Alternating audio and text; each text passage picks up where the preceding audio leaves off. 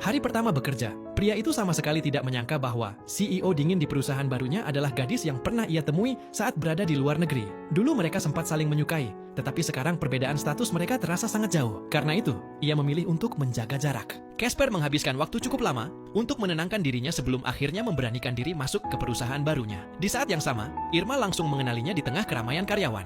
Saat sedang memberikan pidato di rapat perusahaan, Irma tiba-tiba terdiam. Semua karyawan pun ikut melihat ke arah yang sedang diperhatikannya. Merasa diperhatikan langsung oleh sang CEO, Casper merasa sangat gugup. Ia hanya bisa menundukkan kepala dengan sopan seperti karyawan lainnya. Irma hanya memberikan senyum tipis sebelum melanjutkan rapat. Setelah rapat selesai, mereka kembali bertemu. Kali ini tatapan Irma terlihat dingin dan penuh jarak, seolah sedang melihat orang asing. Casper merasa kecewa di dalam hati.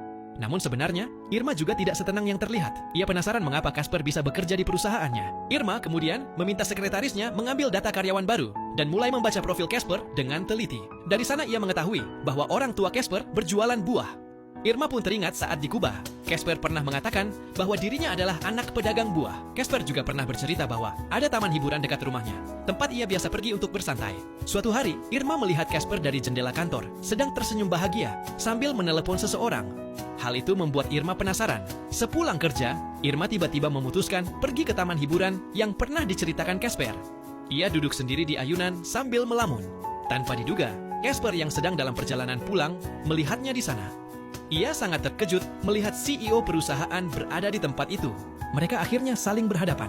Irma merasa sedikit malu dan mencoba menjelaskan dengan tenang alasan dirinya datang ke taman hiburan tersebut. Suasana di antara mereka terasa canggung, sangat berbeda dengan kedekatan mereka saat pertama kali bertemu di luar negeri. Setelah cukup lama berpikir, Casper akhirnya mengungkapkan isi hatinya. Saat mengetahui bahwa teman yang ia kenal di luar negeri ternyata adalah CEO perusahaan tempatnya bekerja, ia sangat terkejut. Bahkan ia sempat khawatir Irma akan berpikir bahwa pertemuan mereka dulu hanyalah rencananya untuk mendapatkan pekerjaan. Namun Irma mengatakan bahwa Casper tidak perlu memikirkan hal itu. Mendengar jawaban tersebut, Casper akhirnya merasa lega. Casper kemudian ingin menunjukkan foto-foto yang ia ambil saat berada di Kuba. Karena terlalu semangat, tanpa sengaja ia menarik tangan Irma, lalu langsung meminta maaf ketika sadar dengan tindakannya. Ia merasa hubungan mereka sekarang berbeda karena jarak status yang begitu jauh. Tidak seperti dulu ketika ia bisa bersikap santai kepada Irma. Tetapi Irma ternyata tidak keberatan. Ia tetap menemani Casper melihat foto-foto tersebut dan bermain mesin capit boneka bersama. Casper awalnya ingin terlihat hebat, tetapi justru gagal berkali-kali. Sebaliknya, Irma yang baru pertama kali mencoba, malah langsung berhasil mendapatkan boneka. Mereka pun tertawa bersama. Dalam suasana hangat itu, jarak di antara mereka perlahan terasa menghilang.